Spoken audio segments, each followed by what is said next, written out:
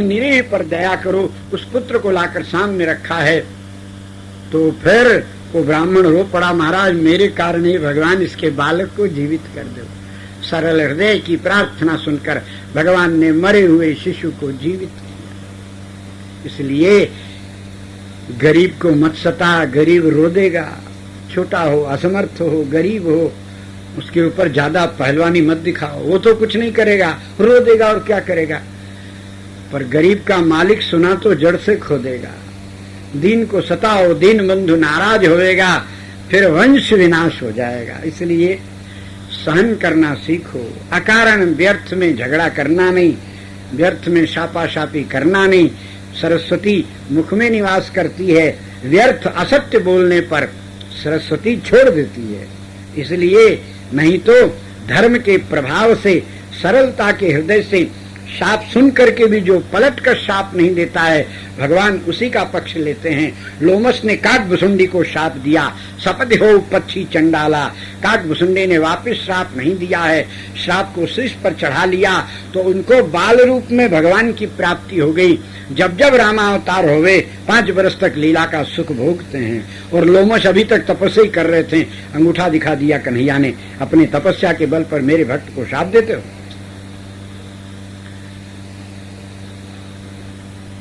अभिमान में आवे तो साधुता नष्ट हो जाती है, नहीं तो संतों में अपार शक्ति है।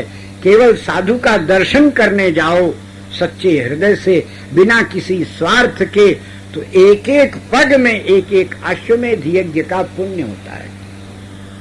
द्वापर का युग था, एक ब्राह्मण था, वो मर गया, उसके बेटे का ब्याह भया और वो मर गया। पत्नी विधवा हो गई, बेटा बहू घर में, बेचारी बेटा बहू को देखकर शांति रही।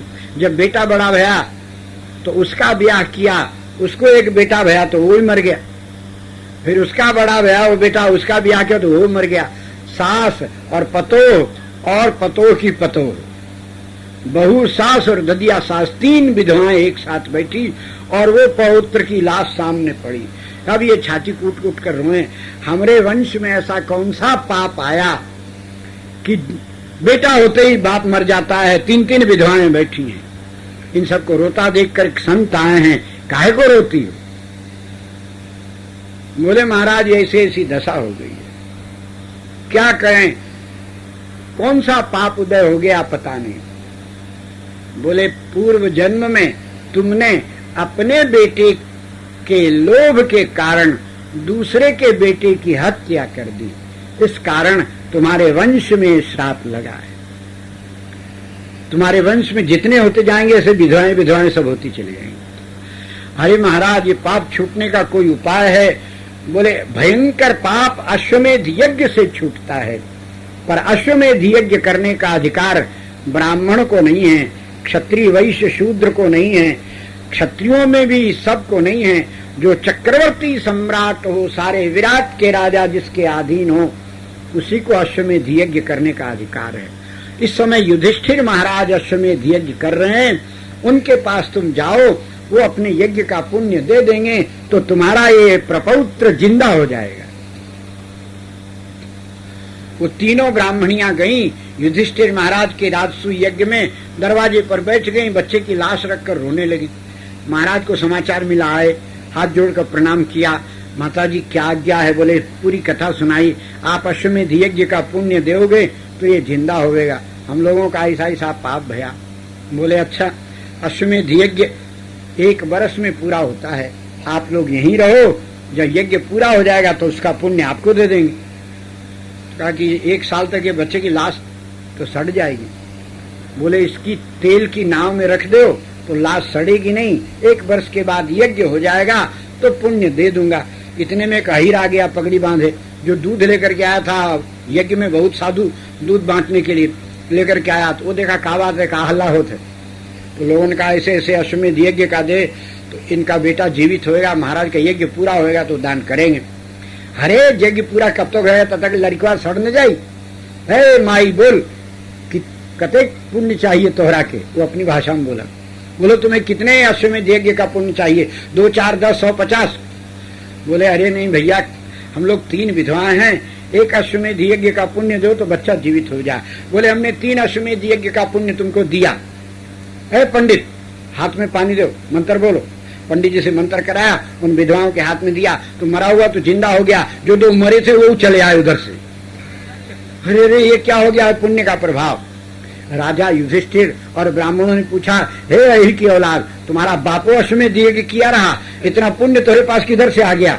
बोले हम कहा जानी महाराज, हम तो साधुआ से सुन ले बाटी, साधुओं से सुने हैं कि संत मिलन को जाइए, एक एक पग आगे पड़े उतने जगह, रोजे दूध देते आते हैं, सैकड़ों पग धरते हैं, पुण्य नहीं जय। कथा तो सब सुनते हैं पर स्वल्प पुण्यवताम राजन विश्वासो नहीं जायते, और विश्वास न हुए तो फल नहीं होने का, संदेह धरि फलम नहीं। उस अहीर को कितना विश्वास, तुरंत दिया और मुर्दे कौन जले हुए भी जिंदे होकर के चले आए। धर्म की शक्ति तो अद्वितीय है, पर मानव का दुर्भाग्य है, रिक्शे वाले पर टांगे वाले पर विश्वास कर लेगा, पर संत और संत की वाणी पर विश्वास नहीं होता है, और नहीं होता है तो फल मिलने में विलंब हो जाता है। विश्वास किए बिना तो स्टेशन नहीं पहुंचते।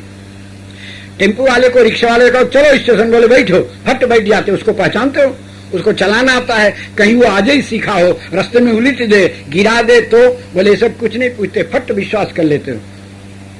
और भगवान पर विश्वास करो बोले तो कुछ चमत्कार दिखाएं, बोले ये मार खाने की बात है, सीधा विश्वास करो। भगवान पर विश्वास नहीं करते। सुग्रीव ने भगवान पर विश्वास किया, बोले चमत्कार दिखाओ, ये 7 हड्डी हटा दो, 7 पेड़ को तोड़ दो, हड्डी का ढेर हटा दो। भगवान ने वैसा किया, तब विश्वास आया। चमत्कार देखकर विश्वास किया तो ठाकुर जी ने कहा आप मजा चखो। प्रभु देखें तर ओट लुकाई, और बाली ने ऐसा मारा है कि हजामत लग गई। बेचारा पूंछ उठा के किच किच दौड़ते आया, आकर कहा महाराज ये क्या तुम खड़े खड़े तकते ही रहे, मुझ पर मुख्य पड़ते ही रहे। आपने कहा था सखा सोच त्याग हु बल मोरे, सब विधि घटब काज में तोरे, और फिर ये दशा हो गई। भगवान ने कहा सब विधि से ये भी विधि है कि जो मुझसे घूस लेकर विश्वास करता है मैं खड़ा खड़ा पिटवा देता हूँ। असो प्रभु हृदय अक्षत अधिकारी, बेटे को घाव है तो ऑपरेशन नहीं कराया जाता, वैसे भगवान से चमत्कार दिखाने के बाद विश्वास करोगे। भगवान पराए हैं, तुम्हारे अपने नहीं है। ये बदमाशी का फल क्या होता है, बोले बस पिटा जाते हो संसार में। इसलिए भगवान अपने हैं, महाविश्वास भगवान पर करो। जिन कुटुंब परिवार पर आप विश्वास कर रहे हो, इनका तो प्राण निकला तो आपका विश्वास धरा ही रह जाएगा। विश्वास भगवान पर। अब जीव का दुर्भाग्य है कि पुण्य कम होवे तो विश्वास होता नहीं, इसलिए दान करो, धर्म करो, पुण्य करो, साधु सेवा करो, अनेक प्रकार के। धन हो तो धन से करो, धन न हो तो तन से करो।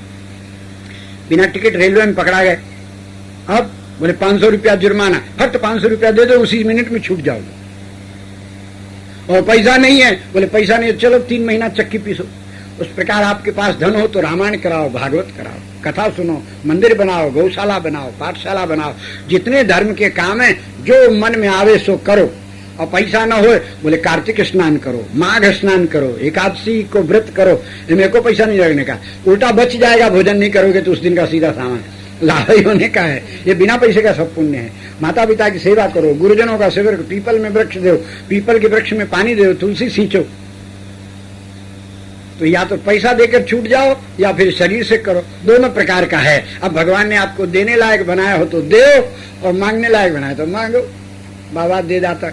जो देने लायक बनाया और वो देने में बदमाशी करता है तो ठाकुर उसको मांगने लायक बना देता है। सड़क के किनारे बैठकर दे दाता के नाम पर, वो भी दुनिया को मांगता है। और यदि दाता को मांग ले, इन पर विश्वास नहीं होगा। बिहारी जी के दरवाजे पर बैठा रहेगा, लोग से भीख मांगेगा। एक दिन एक संत ने ऐसा कह दिया, दाता के नाम पर लोगों से को दाता मानता है, दरिद्र होता है। भगवान से मांग लेवे तो दाता तो ये बैठे हैं, बिहारी की शरण में बैठे हैं और दूसरे से मांग रहे हैं। अभाग्य है मानवों का। भिखमंगे तो बहुत थे, पर एक अंधा था, पढ़ा लिखा था, चेचक निकल गई, अंधा हो गया, बेचारा भीख मांगता, एल्युमिनियम का कटोरा लिया बैठा। ये बात सुना, उसको जच गई। बस वो सबसे मांगना बंद किया और कटोरा लेकर टोता टोता मंदिर में चला गया बिहारी जी के, और आगे पहुंचा जहां तक उसका हाथ जाता, चौकट तक, और जाकर के और अपना एल्युमिनियम का कटोरा आगे किया बिहारी जी के और कहा, दे दाता की जय हो। टक की आवाज, भाई कटोरा उसने लगा लिया, चल दिया। लोग कह रहे यहाँ कहा भगो भगो, तो चल दिया। एक सज्जन ने देखा कि ये बिहारी से मांगा और तुरंत कटोरा छाती से लगाया, कुछ खट की आवाज तो आई, क्या बात है। वो देखने के लिए उसके पीछे पीछे गया। वो केसी घाट का जो गुंबज जहाँ कुत्ता उत्ता बैठा रहता उसी में उसका गुदड़ी पड़ी थी, वहां गया। वहां जाकर उस कटोरा सीधा किया तो कटोरे में कुछ चमका, चमकते इसकी आंख खुल गई। देखा उसके अंदर एक स्वर्ण की मुद्रा है और मुद्रा में किसी राजा के नंबर चिन्ह नहीं है, उस पर श्री बिहारी का चित्र बना हुआ है। उसकी किरणें पड़ते ही नेत्र आ गई। देखने वाले साधु देखता रहा कि उसके कटोरे में एक अशरफी दाता ने दी है और ऐसी दी कि नेत्रों की दिव्य ज्योति हो गई। अरे वो कटोरा लिए हुए जमुना जी के ऊपर चलता चलता पल्ली पार चल के घोर जंगल में बेलवन में प्रवेश कर गया। ये तो तैर के पार जा नहीं सकता, इतना ही देखा और फिर इस अपनी आंखों देखा घटना को कल्याण में छपाए दिया। तो देने वाले दाता तो बांके बिहारी हैं और अपने बिहारी को छोड़कर दूसरे से आशा करो तो तुम्हारा दुर्भाग्य है। अरे मुर्दे को हरि देत है कपड़ा लकड़ी आग, और जीता नर विश्वास न करे तो फूटे वाके भाग। भगवान पर भरोसा कर, भरोसा भगवान का, सेवा सबकी कर दो। इस प्रकार श्री ठाकुर जी महाराज, अब महाराज घर आए हैं, आकर के मुकुट उतारा तो होश आया, क्या हो गया, हमारे द्वारा ब्राह्मण का अपमान भया। महर्षि समाधि में सुन नहीं पाए और अग्रहत होने के कारण ब्राह्मण के पाप, अनादर के पाप से पूर्वजों की गति नहीं मिलेगी, नरक में जाना पड़ेगा। यदि वो श्राप दे देते तो इसी जन्म में झंझट मिट जाती, नरक नहीं भोगना पड़ता। इधर शमीक ऋषि ने अपने पुत्र को कहा है, अकारण श्राप दे दिया। विचार करना चाहिए कि कौन था, कैसा आया। महाराज धर्मराज के पौत्र परीक्षित महाराज पधारे थे। कलयुग ने उनकी बुद्धि भ्रष्ट की थी। कलयुग के दर्प को दलन करने वाले महाराज, आज की इस घटना से तुम शाप नहीं देते तो मुकुट उतारते, उनको कलयुग का कृत्य याद आया तो फिर वो कलयुग का निग्रह करके उसको घोर बंदीखाने में बना देते। पर तुम्हारे कारण अब महाराज शरीर छोड़ने पर बाध्य हो गए हैं। अब वो शरीर छोड़ेंगे तो पृथ्वी पर कलयुग का तांडव होवेगा। ये जो ब्राह्मण जिसके बल पर शाप देते हो दुर्दशा को प्राप्त हो जाएंगे, भीख मांगते डोलेंगे, कोई रक्षक नहीं रहेगा। इतना अनादर किया, इसलिए अयोग्य व्यक्ति को शाप की शक्ति मिल जाए तो वो अनर्थ ही करता है। इसलिए अब हम शाप देते हैं, आगामी संतति में जब तक स्वयं का तपोबल पूर्ण नहीं होगा उनका शाप और वरदान व्यर्थ होवेगा, केवल आक्रोश प्रकट करने लायक होवेगा, लाभ नहीं होगा। अयोग्य को शाप की शक्ति कैसी। अब महाराज परीक्षित को सावधान करने के लिए 2 शिष्यों को भेजा है। उन्होंने आकर सारी बात सुनाई। महाराज प्रसन्न हो गए। ब्राह्मण ने दया करके मुझे शाप दे दिया, अब मुझे नरक नहीं जाना पड़ेगा, यही मेरा अंतिम जन्म होगा। मरना तो एक दिन ही है, इसलिए तुरंत जन्मेजय को बुलाकर रात तिलक कर दिया और महाराज वेगवंत रथ पर विराजमान होकर हरिद्वार पधारे। गंगा तट पर आकर के उन्होंने प्रायो प्रवेशन किया है। उसी समय समाधि में महात्मा लोग थे, उन लोगों को समाधि में ज्ञान हुआ, महान सत्संग होने वाला है, श्री शुक प्रवचन होने वाला है, इसलिए दौड़ो सब ऋषि मुनि अमलात्मा आए हैं। महाराज ने यथोचित सबको आसन दिया है और तब अपनी पूरी कथा सुनाकर कहा है, भगवान 7 दिन में मेरी मृत्यु निश्चित है, तो 7 दिन के भीतर मेरा निश्चित कल्याण हो जावे, ऐसा उपाय सोच करके आप बताएं। और जो इस उपाय को कर सकता हो वो इस सिंहासन पर बैठे, मेरे गुरुदेव बनकर मुझे दीक्षा शिक्षा देवें। अब मैं तो नहीं कह सकता कि किसको मैं अपना गुरु मानूं, आप मेरे सभी गुरु हैं। आप में से जो मेरे कल्याण करने में समर्थ हो कि 7 दिन में निश्चित तुम्हारा मोक्ष कर देंगे, वही शासन पर विराजो। और सब एक दूसरे का मुंह देखने लगे। एक ने कहा, कर्म निश्चित है, कर्म में संसार है, जो जस करे सो तस फल चाखा। कर्म करना चाहिए तो वैदिक कर्मों के द्वारा यज्ञ याग करा करके महाराज का। दूसरे ने कहा, 7 ही दिन की आयु है, यज्ञ में सबसे पहले मुहूर्त खोजना होगा, और मुहूर्त जब का आवेगा तब तक महाराज के 7 दिन बीत जाएंगे, मर जाएंगे। तो हो ये तो है। दूसरे ने कहा और कर्म में मंत्र की शुद्धि, भाव की शुद्धि, वस्तु की शुद्धि, दुनिया भर की शुद्धि होवे तो जजमान शुद्ध हो, और जो वर्ण किए हुए ब्राह्मणों में कोई अशुद्ध हो तो कोई मोहर थोड़ी लगी रहती है कि किसका आचरण कैसा है, कौन शुद्ध है कौन अशुद्ध है। ऊपर से तो सब बंधन करके ही चलते हैं। इसलिए कर्म ठीक तो है पर सुनिश्चित नहीं है। दूसरे ने कहा ज्ञान से बढ़कर मोक्ष प्रदाता कोई नहीं है, ज्ञान मोक्ष प्रद वेद बखाना। तीसरे ने कहा वेद न बखाना है, वाक्य ज्ञान नहीं आत्मज्ञान। ज्ञान को पंथ कृपाण की धारा मल विक्षेप के रहते हुए खाली अहम ब्रह्मास्मि कहने से भूत नहीं छोड़ेगा, भूख नहीं छोड़ेगी, झाड़ा फिरना बंद नहीं होएगा, संसार कैसे छूटेगा। हो भक्ति करो, भक्ति से भगवान प्रसन्न हो जाते हैं। चौथे एक वैष्णव ने कहा भक्ति में बहुत दिन लगते हैं, एक दिन करने से काम नहीं चलती। भक्ति में 3 दोष प्रधान है। 3 दोष है भक्ति में। अरे भक्ति मार्ग तो अति सरल है, बोले सरल तो है पर साथ साथ कहत सरल, करनी सरल पर होना मुश्किल है। कहो भक्ति पथ कौन प्रयासा, जोग न जप तप मख उपवासा, राम ही सुमिरिय गाइए राम ही। बोले चौपाई तो गाते बनती है पर हर समय राम को सुमिरिय नहीं बनता है। एक दिन भक्ति करे तो काम नहीं चले। भक्ति इतनी करनी चाहिए कि तेल धारा के समान अंतिम समय में भगवान याद आवे। और दूसरा बात, भक्ति सब कर नहीं सकता, सरल तो है पर सब कर नहीं सकता, सब कर नहीं कर सकता। अर्जुन को भगवान ने गीता में बताया कि भक्ति सबसे सरल है। अर्जुन ने कहा महाराज भक्ति में 3 दोष हैं। क्या? बोले एक तो सब कर नहीं सकते, बोले सब कर सकते हैं। नहीं कर सकते, बोले कर सकते हैं। सबको अधिकार है, ब्राह्मण क्षत्रिय वैश्य शूद्र पशु पक्षी चींटी गधा हाथी घोड़ा कोई भी हो। अरे कालिया नाग गजेंद्र हाथी जयंत कौआ सब भगवान की भक्ति किए, सबका मोक्ष हो गया। कैसे नहीं कर सकते? बोले नहीं कर सकते। जोर से काहे को बोलते हो? धीरे बोलिए।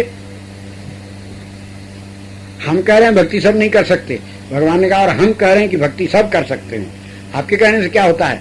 बोले अरे हम भगवान हैं। बोले और हम भगवान के भक्त हैं, इसलिए आपसे हमारी बात में ज्यादा दम रहता है। भक्ति सब कर सकते हैं, नहीं कर सकते। कैसे नहीं कर सकते? बोले कैसे की जाती है भक्ति बताओ। बोले बुद्धू हो क्या? अरे बताए तो हैं श्रवणम कीर्तनम विष्णु। बोले झाड़ू ऐसे क्यों लगा रहे हो? एक एक बोलो। बोले श्रवणम कथा सब सुन सकते हैं। बोले सब सुनते हैं तो सारे गिरिराज के लोग क्यों नहीं आए? हो अकान का बहिरा हुआ तो कैसे सुनेगा? हो तो नहीं सुन सकता। हमने सबके कल्याण का उपाय पूछा। यच्छ्रेयस्याम निश्चितम ब्रूहि तन्मे। आप बहिरों को छांट कर उपाय बताते हैं। बहिरा आदमी नहीं है, और जो कथा में नहीं आ सकता वो बेचारा आदमी नहीं है। कल्याण तो सबका होना चाहिए। अच्छा मान लिए भाई भक्ति सब नहीं कर सकते। दूसरी भक्ति बोले कीर्तन, गूंगा हो तो कैसे करेगा? अरे मान गए बाबा। बोले अब बोलो दूसरा। बोले दूसरा दोष है भक्ति बहुत काल तक करनी होती है। बोले हाँ एक दिन में काम थोड़ी चलेगा। कथा सुनना हो तो रोज सुनो, कीर्तन करना हो रोज करो, नाम जप करो रोज करो, और इतना करो कि भगवान कभी भूले नहीं। और तीसरा, बोले तीसरा सबसे भयंकर दोष ये है आपकी भक्ति में कि अंत में आप स्मरण आवे तभी भक्ति काम करती है, और नहीं तो जीवन भर महाराज शालिग्राम की पूजा और तुलसी दल करत रह गए। मरते समय हिरण का स्मरण आया। मुक्तिनाथ क्षेत्र में नारायणी नदी के किनारे मरे और कालंजर में हिरण बन के पैदा हुए। वो भक्ति धरी रह गई ना। अंत काले च मामेव स्मरण मुक्त्वा कलेवरम आपने कहा है, और ये भी कहा है जिस जिसका स्मरण करेगा तम तमेव इति कौन्तेय। बोले हाँ ये तो है। बोले तो फिर मरते समय आपका स्मरण आवे खिलवाड़ है।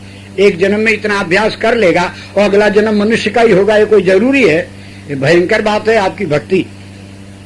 और ये तो फिर इससे सरल। बोले तो फिर ऐसा उपाय बताओ जो सब कर सकता हो। भगवान ने कहा एक उपाय तो है पर बताऊंगा नहीं। क्यों नहीं बताओगे? बोले तुम अधिकारी नहीं हो। बोले आपकी गरज हो तो अधिकारी बना लो, हमारी क्या गरज है? बोले कोई गरज नहीं। बोले कोई गरज नहीं। बोले तो रथ को लौटाओ। अरे युद्ध का मैदान है, रथ लौटाओगे तो लोग तुमको थूकेंगे। बोले हम पहुंच लेंगे, आप तो लौटाओ रथ को। अरे लोग धिक्कार दे देंगे। बोले हम सुन लेंगे, आप तो रथ को लौटाओ। अरे तुम क्षत्रिय हो। बोले हम कुछ भी हो, आप तो रथ को लौटा। जानता हूं आप रथ लौटा नहीं सकते, आपकी कमजोर नस मेरे पास है महाराज। आप अपने को 420 समझते हैं, मैं आपका चेला हूं 840। अरे तो हमारी नस कौन सी है? बोले आपकी बहन द्रौपदी के केस खुले हैं। राजसू यज्ञ में आपने खड़े होकर जिन केसों को बंधवाया था, 12 बरस तक वो केस साम्राज्य के खोले नहीं जा सकते, और विश्व की साम्राज्य के पद पर अभिषिक्त करना है। सारे विराट का भार उसके सिर पर है। इसका प्रतीक बनाने के लिए उनके केसों में मोती इस प्रकार पिरोए जाते हैं कि विश्व का नक्शा दोनों भागों में आधा इधर बन जाता है, और फिर वो जूड़ा बंधाया जाता है। वो महासाम्राज्य का जूड़ा 12 बरस तक नहीं खुलता। द्रौपदी ने कहा सैरंध्रियों से, अरे विश्व नाम लिख दो खाली, ज्यादा श्रृंगार करना ठीक नहीं, अभी दुर्योधनादि जीवित हैं, आगे जाने क्या होवे। उसी समय आपने कहा था, कृष्ण तुम्हें अपने कृष्ण पर विश्वास नहीं, मेरी बहन का श्रृंगार मेरे सामने करो। आपने बैठकर श्रृंगार कराया, जूड़ा बंधवाया, और आपके बंधाए जूड़े को दुशासन ने जब पकड़कर खींचा तो खुल गया। खुलते ही द्रौपदी उठकर खड़ी हो गई, केसों को झटक दिया, सभा में मोती बिखर गए, क्रोध में लाल हो गई। श्री कृष्ण ने जिस जूड़े को बंधवाया उस पर हाथ लगाने वाले दुरात्मा, तेरी छाती के लहू से मेरा जूड़ा बंधेगा। और नराधमो, तुम विश्व के मनुष्य कहलाते हो, और मानवों को जन्म देने वाली मानवी, नर की जननी नारी का अनादर सहते हुए हंस रहे हो। मैं तुम सबको शाप देती हूँ, आज से भारत वंश का और भारतवासियों का धर्म दिन दिन नष्ट होता चला जाएगा। नष्टस्तु धर्मम खलु भारतानाम। एक दिन ऐसा आवेगा, मलेच्छों की दास्ता करोगे और गौरव अनुभव करोगे, कुत्तों के समान सबका जूठा खाओगे, पैसा देकर जूठा खाओगे। इतना पतन भारतवासियों का होवेगा। और अब रहा दुशासन, तुझे मैं शाप देती हूँ। तब तक गांधारी देवी पधारी। कृष्णे बेटी शांत हो जा, क्षमा कर दे इस मूर्ख को, मेरा मुंह देख, मैं तेरी माँ हूँ सास। द्रौपदी को होश आया है, उसने तुरंत पल्लू ऊपर किया और मस्तक रखकर प्रणाम करके रोती हुई कही, बड़ों के सामने आते ही प्रणाम करना दुख में मैं भूल गई। पितामह और धृतराष्ट्र महाराज, गांधारी माता, इन गुरुजनों को आपकी ये पतोहू प्रणाम करती है। रो पड़े विदुर जी, दुख में भी मर्यादा नहीं छोड़ती है, इसीलिए श्री कृष्ण इसके साथ देते। तो ऐसी महासती द्रौपदी हैं, दिव्य हैं, तो आपके बंधाए केसों को खोल दिया है। और जब तक मैं युद्ध नहीं करता दुशासन मरता नहीं, आपकी बहन के केस बंधते नहीं। इसलिए गरज हो केस बंधवाने की तो मेरे प्रश्नों का उत्तर दे करके जैसा मैं कहूं वैसा करो, और नहीं तो रथ को लौटा। गरज आपको है केस बंधवाने की। भगवान ने कहा, हाँ ठीक है, मैं सब कर रहा हूँ द्रौपदी के लिए, तब तुम अनधिकारी हो, फिर भी तुम्हें उपदेश दूंगा, बोलो क्या चाहिए। अर्जुन ने कहा, अब इन महात्मा से मिलो। अरे बाबा, दूसरे अध्याय के 7वें श्लोक में हमने प्रश्न किया था, यच्छ्रेयस्यान निश्चितम ब्रूहि, जिसमें निश्चित कल्याण उपाय बताओ। आपने कर्म बताया, ज्ञान बताया, भक्ति बताई। वो है तो सब अच्छे, पर एक भी निश्चित नहीं है। कर्म में मंत्र शुद्धि, दुनिया भर की शुद्धि, ज्ञान आत्मा में होवे, और भक्ति सब कर नहीं सकता। अब ऐसा उपाय बताओ जो निश्चित कल्याण करता हो। भगवान ने कहा, निश्चित शब्द की व्याख्या करो अर्जुन, हम नहीं समझे कि तुम निश्चित बोले तो क्या। बोले, ले महाराज, ये जगत गुरु जी से मिलो। निश्चित समझे ही नहीं और भाषण देने लग गए, पटर पटर पटर पटर। अर्जुन बोलता है, वो उनका दोस्त है, आप नहीं बोलना। वो तो खेलत पटकम पटकी करने वाले है ही हैं, बिहार शय्यासन भोजन फटे। तो अर्जुन बोला, महाराज निश्चित उसे कहते हैं कि ऐसा उपाय बताओ जिसको सब कोई कर सकता हो, ब्रह्मा से लेकर चींटी पर्यंत। किसी जाति का नियम नहीं, किसी आश्रम का नियम नहीं, और किसी अधिकारी का नियम नहीं, सब कर सकते हो। अंधा, लूला, लंगड़ा, बहिरा, गूंगा, कोढ़ी, कलंदर, जागता हुआ, सोता हुआ, मूर्छित व्यक्ति भी यदि उस उपाय को कर लेवे तो कल्याण हो जावे। बोले ठीक। और बोले और निश्चित तब कि वो उपाय एक ही दिन करना पड़े, रोज रोज करने की झंझट न रहे। बोले हाँ। और बोले और निश्चित तब होगा कि उसको उसमें कोई दिन का नियम नहीं हो कि एकादशी करो, पूर्णिमा करो, सब दिन सब देश सब काल में सब कोई कर सकता हो। अच्छा, स्नान का नियम नहीं कि नहा के करे कि बिना नहाए के करे, जो जिस अवस्था में हो वैसे ही कर ले, ऐसा उपाय। और निश्चित तब कि उसको में उस उपाय को करने में किसी चीज की जरूरत न पड़े।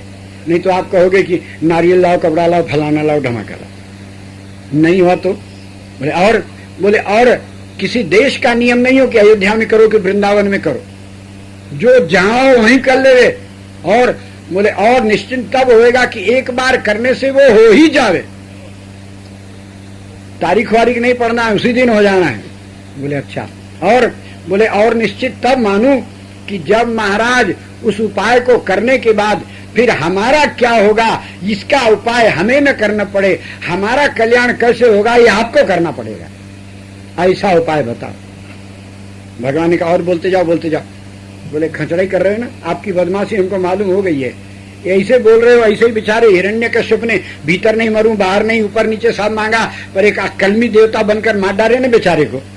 इसलिए अंतिम बात यह है कि जो मैं बोलने में मेरे छूट जावे वो भी कोई झंझट न होवे, ऐसा उपाय आप करो। लाल की जय। भगवान ने कहा देखा राम ते अधिक राम कर, भगवान से अधिक चतुर भगवान के भक्त होते हैं। ऐसा फंसाया कन्हैया को कि अब भगवान बोले भैया उपाय तो है पर तुम अधिकारी नहीं हो। बोले गरज हो तो अधिकारी बनाओ, अधिकारी नहीं हो तो क्या होगा। बोले बताने पर भी नहीं करेगा। बोले मैं तो करूंगा, करिष्ये वचनं तव। तो हमारे में मन लगाओ, मन मना भव। मन काहे को लगा, इस श्लोक को 2 बार बोले हैं भगवान गीता जी में। एक बार तो ऐसे बोल गए, एक बार अर्जुन जी दिया है अधिकारी बनाओ, तो फिर कहते हैं मन मना भव, मेरे में मन लगाओ। मन काहे को लगा। बोले मन लगा करके नहीं सुनोगे तो औंधा जाओगे, कथा में बैठ करके कथा तो चली जाएगी और रह गए सोते हुए। इसलिए मन लगाकर सुनो, सावधान तया सुनो, अच्छा मन लगाकर। मत भक्तो, हमारे में भक्ति करो, क्योंकि भक्ति नहीं होगी तो बात में विश्वास नहीं होएगा। अच्छा आप में भक्ति है। मद याजी, मेरा पूजन करो। पूजन काहे को। बोले पूजन करने से श्रद्धा बढ़ती है। अच्छा आपका पूजन कर दिया, मानसिक पूजन किया। बोले अब बोले माम नमस्कुरु, हमको नमस्कार करो। नम्रता काहे को। बोले नम्रता नहीं हो तो उपदेश नहीं लगता है, इसलिए उपदेश जिससे सुनना हो उससे नीचे बैठना चाहिए।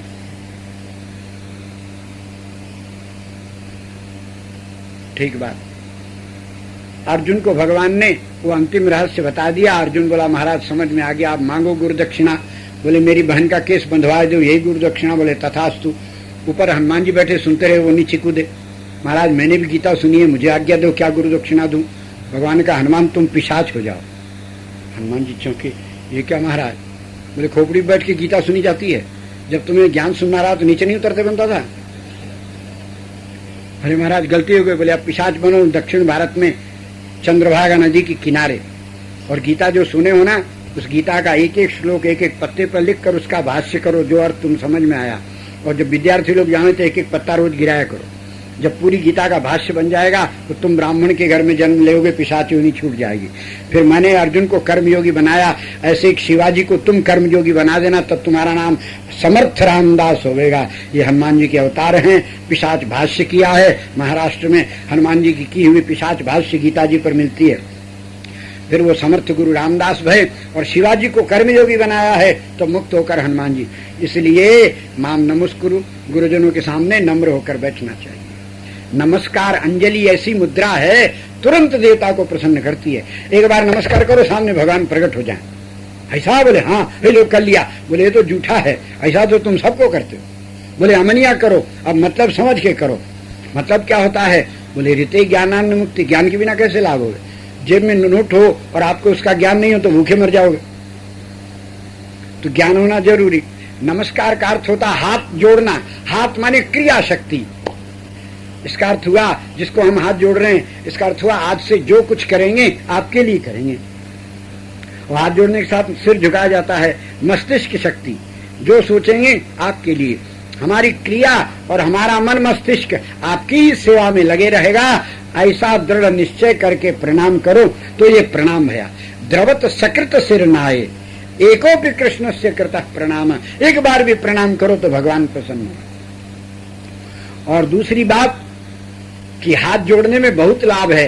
क्या लाभ है? बोले हाथ जोड़कर झूठ नहीं बोल सकते, हाथ जोड़कर झगड़ा नहीं कर सकते, हाथ जोड़कर गाली गलौज नहीं कर सकते, हाथ जोड़कर चोरी नहीं कर सकते, हाथ जोड़कर बदमाशी नहीं कर सकते। हाथ जोड़ने में बहुत मुद्रा, ऐसी परम मुद्रा है कि अनेक दोषों से बच जाओ। इसलिए हमारे डोंगरे जी महाराज सदा हाथे जोड़े रहते थे। वो कथा में पधारे तो हाथे जोड़े आवे, कथा पूरी कहें तब तक हाथे जोड़े रहे। उनकी नम्रता जावे ही नहीं, ऐसे महापुरुष हुए। तो ये नम्रता, ये प्रणाम अंजलि परमा मुद्रा क्षिप्रम देव प्रसाद, मस्तक झुकाना होता है, मस्तिष्क शक्ति है। इसलिए और 10 उंगलियों को जोड़ना प्रणाम कहलाता है। ऐसे करो तो प्रणाम नहीं भया, ऐसे करो तो नहीं भया, ऐसे करो तो नहीं भया, यूं करो तो, ये 10 जुड़े तभी प्रणाम होता है। 10 का अर्थ है कि आप प्यार से परमात्मा की बात सुनो, अपनी पूरी ममता केवल श्याम सुंदर के लिए। आप में प्रेम तो है, ममता तो है, पर इसमें से नहरें निकल गई हैं। और रीझत राम सने निसोते, जिसमें से सोता